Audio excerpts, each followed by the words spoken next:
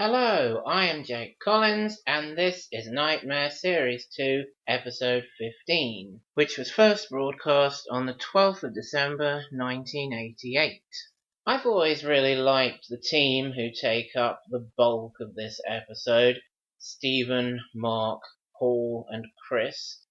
They're young, they're enthusiastic, they have a lot of fun. I've always enjoyed watching them. Of course, they do have a major fault as a team, which lies in their lack of communication, particularly when it comes to riddles.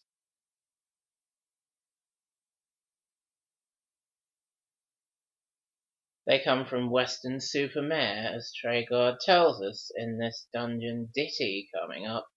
Steve and chums are in my lair. They hail from Weston-super-Mare.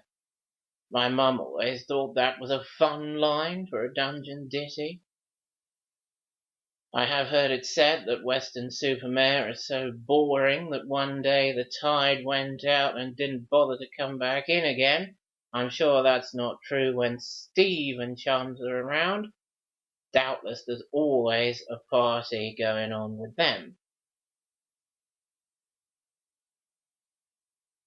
Treguard also reminds us here that we're in the middle of an encounter with the troll and the amulet of invisibility, the talisman that makes Stephen invisible when he holds it in the ungloved hand, and visible again when he transfers it back to the glove.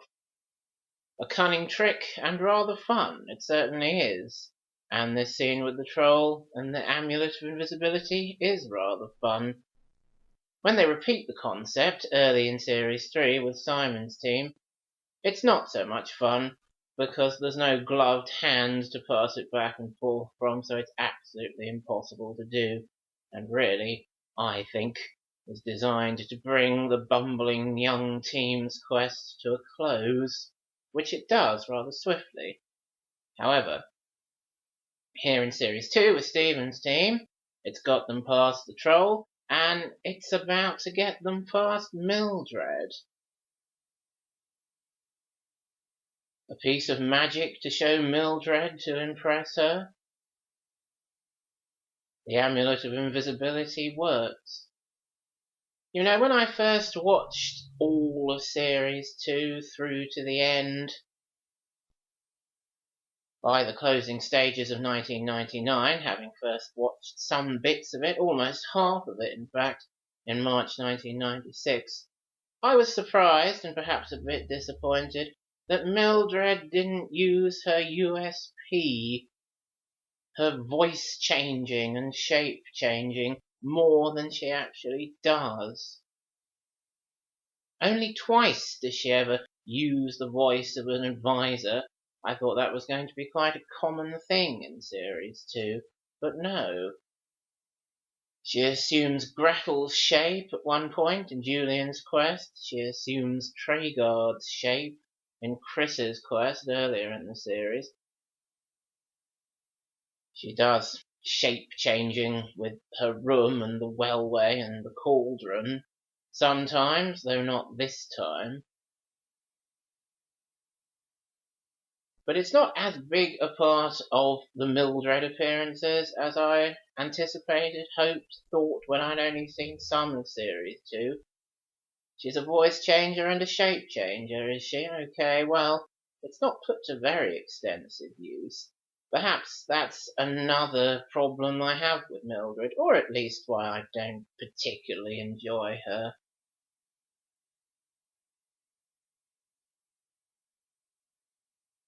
Some of her appearances are rather sort of nothing, like this one.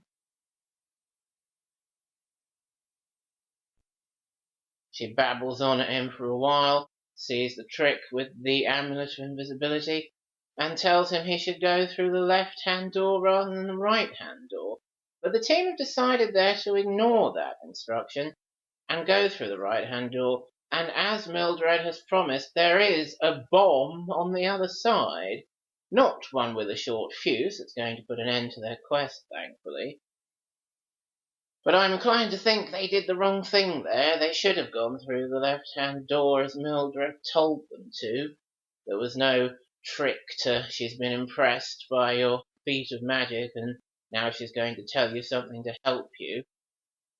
She's trying to encourage them by pointing, go on, go over to the left as they leave the room, but it doesn't happen.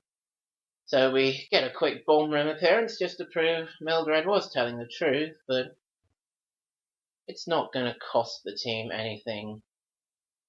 The quest continues for now. They didn't really communicate about that decision. Should we trust her? Should we not trust her? I don't think we can trust her. She's an old witch. I think we can trust her. We've impressed her with our magic and now she's telling us which door to use.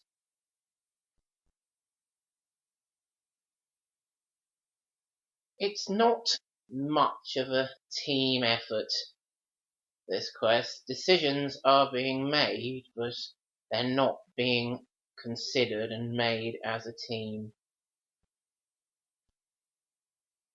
Which in many ways is a shame. And perhaps it kind of contributes to their death later on, but that depends on whether any of them would ever have got the answer to Merlin's riddle, no matter how much thought and discussion they'd had, which perhaps they wouldn't. This is the only time we see a wellway literally locked with a golden keyhole there, of the kind we normally see on doors. I quite like that effect. See it in the wellway just for something a bit different.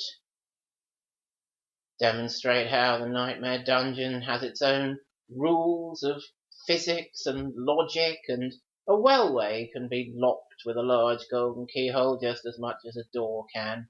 Why not?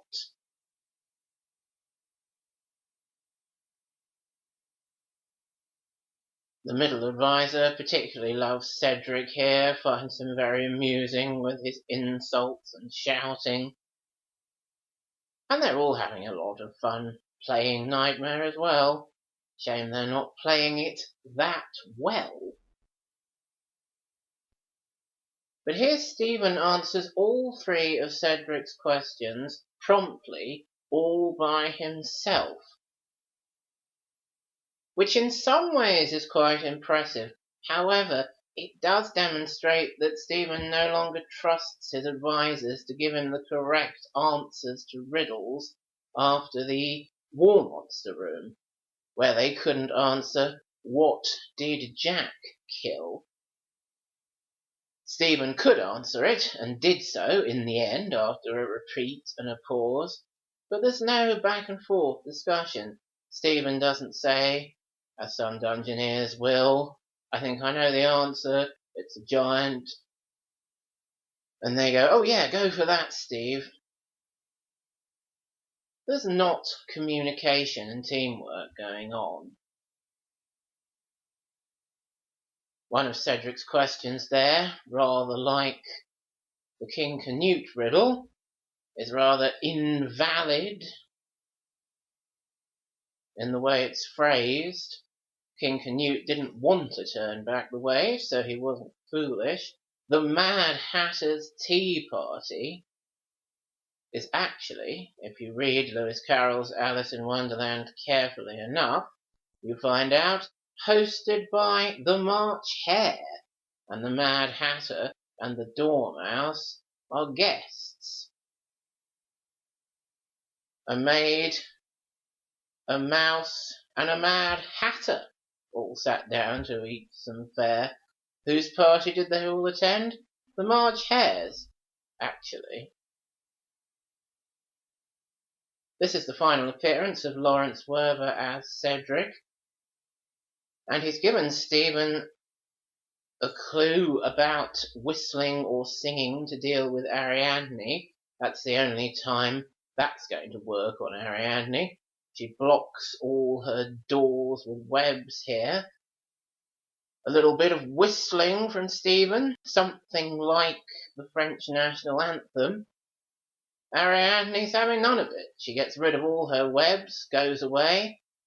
and Stephen is free to exit. Rather anomalous appearance there. Also, they got the spell from Cedric, Avaunt, which is quite a nice effect here in the level 2 clue room, as the green jets shoot from the horns and the helmet of justice to get rid of the cavern wraith. I used to be quite unnerved by, frightened of cavern wraiths when I was 5. But I had a bit of a thing about ghosts, and here they are, white ghosts, the traditional sheet-covered figure kind of ghost. They freaked me out quite a bit, so I must have been glad to see that one. Avaunt there?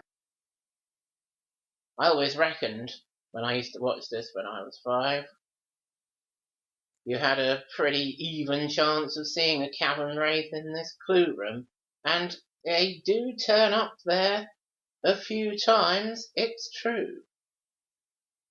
The first time was with Claire. Very early on in this series, the second quest, and actually, Stephen is kind of picking up where Claire left off. Claire's team didn't get anything from Cedric after answering only one of his riddles correctly. They met, saw, went past, evaded easily Ariadne without having to do anything, and then were killed by the cavern wraith in the clue room. I reckon Stephen is now playing through what they should have done. Claire would have got that clue about whistling or singing for Ariadne and the spell Avaunt to get rid of the cavern wraith. And I always noticed that Claire's clue table here had Casper on it. And now that's made someone in the production team realise, oh, we forgot to put Casper in the entire series after Claire didn't get round to speaking to him. We'll stick him in now then. And here he is. He doesn't get to unlock anything, unfortunately. He just talks to Stephen for a bit and messes up this encounter with Gumboil.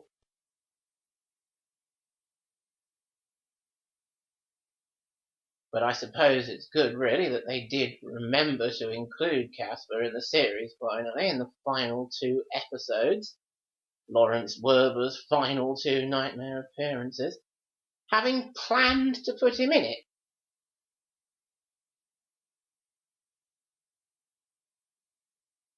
The bridged veil here looks weird because it's been flipped.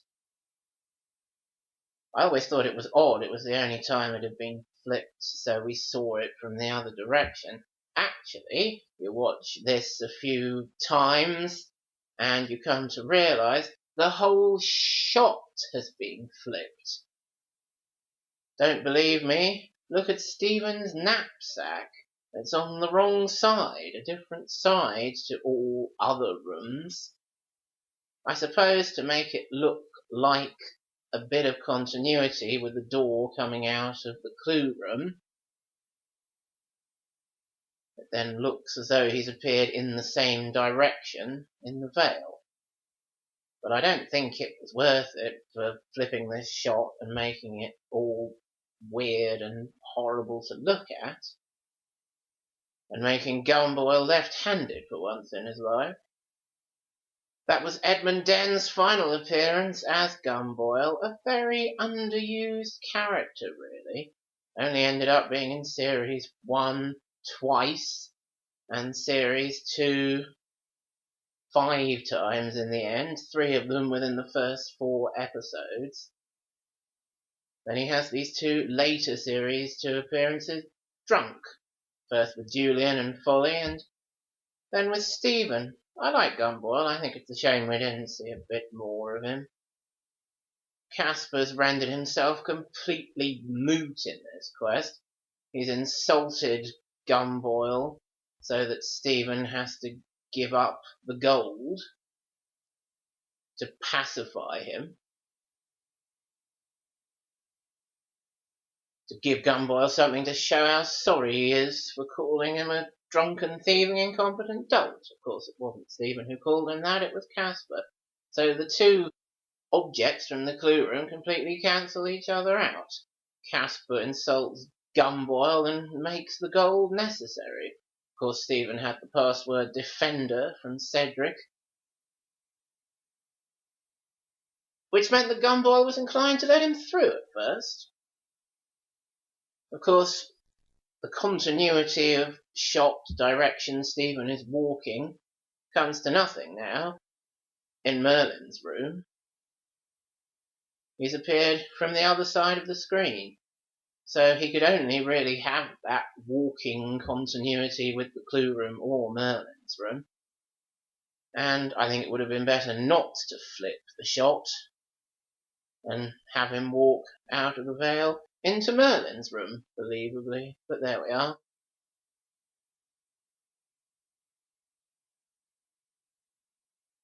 But here it is, the fatal riddle. Stephen doesn't know the answer to this one, or hasn't managed to work it out, doesn't say anything. There's not really a lot of back and forth discussion in the team, and the best they can come up with for what does an elephant forget is memory. No, an elephant forgets nothing, because an elephant never forgets. So they don't get any magic from Merlin, and thus they're going to die at the end of level 2. I think, in terms of whether Tim Child and the production team minded if Stephen and friends got through here, it really could have gone either way. They've only given them this one chance. There's not 3 riddles. So it's really an all or nothing. If they get the riddle, Steve and chums can go on, have a look at some of level 3, maybe get another winner in before the end of the series. Maybe not. But certainly I think they wouldn't have minded showcasing a bit more level 3 before the end of the series. But by the same token, there's absolutely no reason. We've had our 2 winners, so why not let Stephen and chums just die at the end of level 2, make room for the final team of the series, and have some fun with them trying to fill in the final episode. Try to have some interesting scenes there, keep us interested, make us want to come back for series 3. So yes, that really could have gone either way. If they got that riddle, fine. They haven't got it, okay, no problem. Let's just showcase the new version of the Hall of Spears here, for only the 2nd time in the series. Neil is the only other Dungeoneer in Series 2 who gets this Hall of Spears. But they do use it quite extensively in Series 3. And then here, let's get in a 5th and final appearance of combat chess. I do like combat chess. I always remembered from when I was 5 that there had been some kind of chess game somewhere in the first 3 series. As it turns out, it was only in Series 2. I had no idea when I first watched this how it worked. But I do remember thinking it was an interesting room, rather fun, and a good challenge for the teams to attempt. I do think so. I like combat chess. So does Hugo Myatt. He always gets very involved. And it does have some good moments of tension. Not so much this round. The combat chess I enjoyed most when I first re-watched it on video and understood chess at the time was Stuart's, which happens very early in level 1. There's a lot of discussion there and moving backwards when they accidentally move into a position where the bishop can block them off on 3 squares.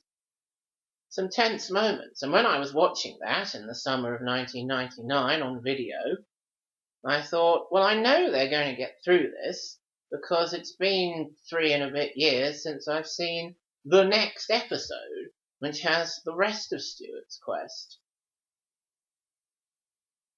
So they must be going to get through eventually, and they did. But it was some good, classic, exciting, tense Knightmare viewing. And combat chess is always good to watch, even when they can get through fairly easily without going backwards, as Steve and chums are doing here. There is team communication going on. It's not very good or very friendly always, but it does work in the end. Stephen uses a different exit square from the other 4 people to complete this challenge. Nice that all 3 exit squares are used in the end, so it was definitely worth putting that in here with Stephen and friends, if for no other reason. The first 2 teams to attempt it, Tony's and Neil's, use the exit square right by the left-hand wall, which is 1 knight's move away from the door. The next 2, Stuart's and Anthony's, use the one that's closer to the back of the room, is a knight's move away by doing only 1 forward and then 2 to the left. And then here, finally, Stephen manages to use the 3rd exit square, which is 2 away from the one right by the wall. And now they've gone, because the light source has faded in the Wellway room, and they didn't have Merlin's magic to light it up. As a dungeoneer, Stephen's great at disappearing, but this time it's once too often. So there we are. I do enjoy watching Stephen's quest, and it does have some fairly interesting scenes in it.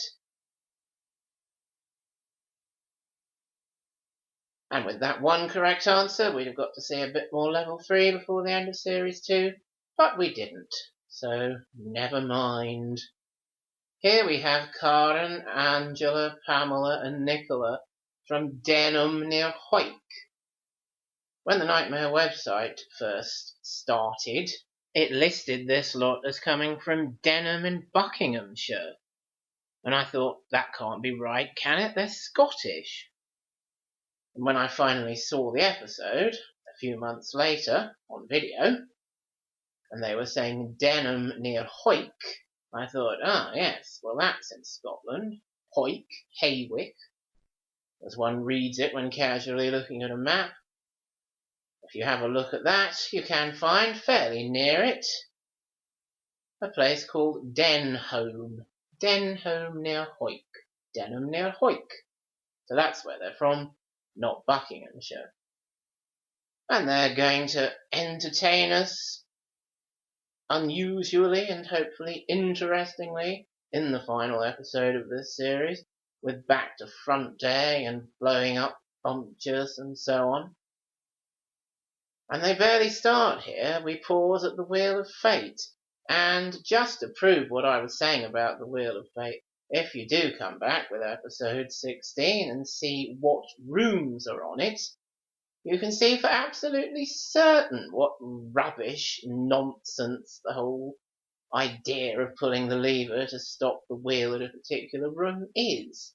2 of the rooms on Karen's Wheel of Fate are from level 2, Merlin's room and Cedric's room. When I first watched that on video in March 1996, I thought, right, well that decides it. It's completely fixed. It's going to stop on the kitchen, isn't it? Not on a level 2 room. And it did.